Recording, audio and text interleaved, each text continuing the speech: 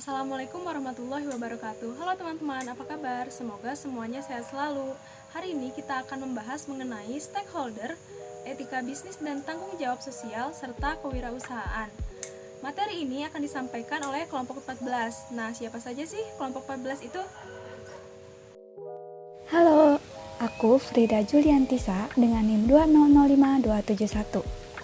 Halo, saya Diana Nazifa Ningrum dengan NIM 2007700. Halo, perkenalkan nama saya Hasnin Aulia Nur Latifa dengan NIM 2001141.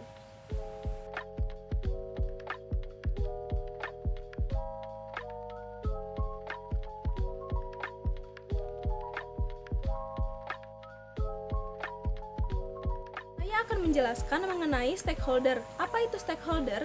Stakeholder berasal dari kata stake, artinya kepentingan, dan holder artinya pemegang. Stakeholder adalah individu atau organisasi atau kelompok baik profit maupun non-profit yang memiliki kepentingan dengan perusahaan sehingga dapat mempengaruhi atau dipengaruhi oleh pencapaian tujuan perusahaan. Nah, jenis stakeholder ini dibagi menjadi dua. Yang pertama, stakeholder internal, yaitu publik yang berada di dalam ruang lingkup perusahaan. Contohnya, pemegang saham, manajer dan top eksekutif, karyawan. Yang kedua, stakeholder internal, mereka yang berkepentingan terhadap perusahaan dan berada di luar lingkungan.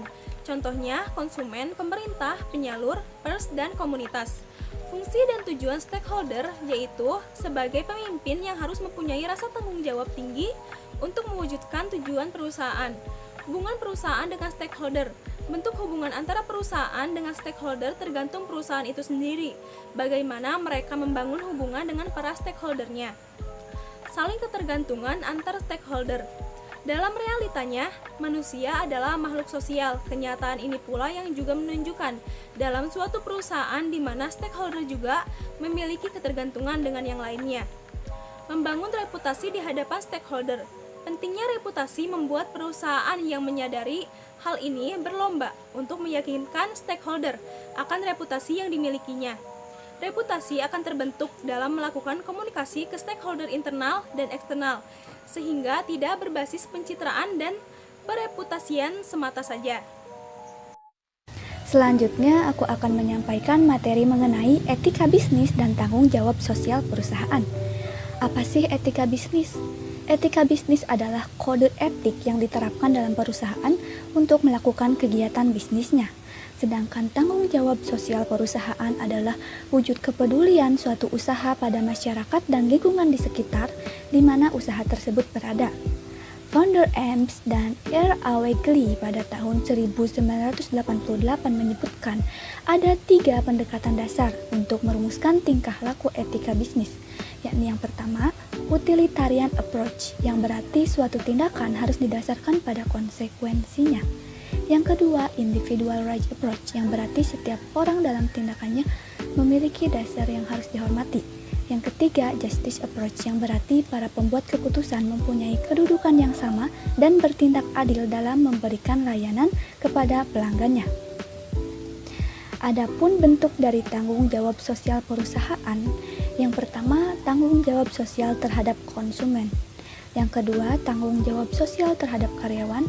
Yang ketiga, tanggung jawab sosial kepada kreditor. Yang keempat, tanggung jawab sosial kepada pemegang saham.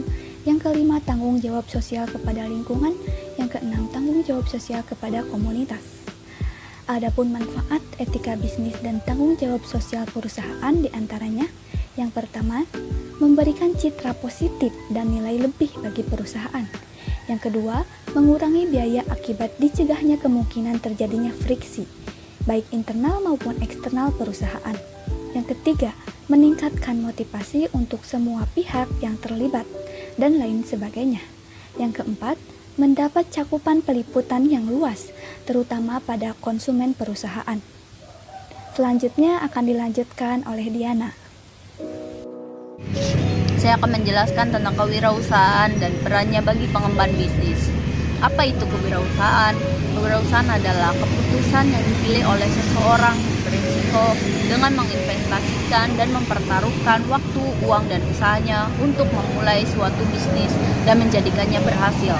Lalu ada tahap apa aja sih yang dalam mengembangkan usaha? Yaitu yang pertama adalah memiliki ide usaha. Usaha apapun yang akan dikembangkan oleh seseorang wirausahaan pada mulanya berasal dari ide usaha.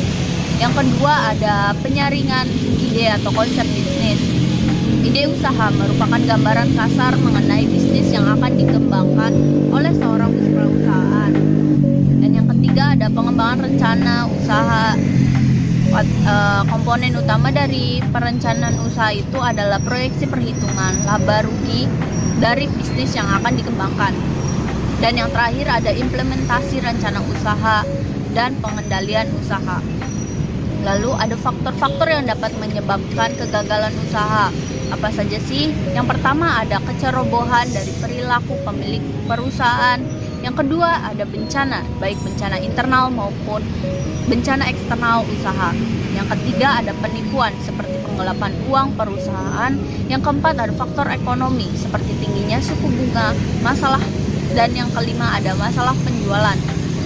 Lalu keenam ada masalah biaya seperti tingginya biaya operasional.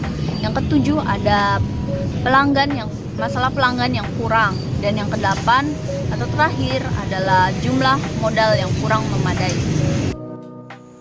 Alhamdulillah materinya sudah selesai, semoga bisa dipahami. Mohon maaf apabila ada kesalahan. Wassalamualaikum warahmatullahi wabarakatuh.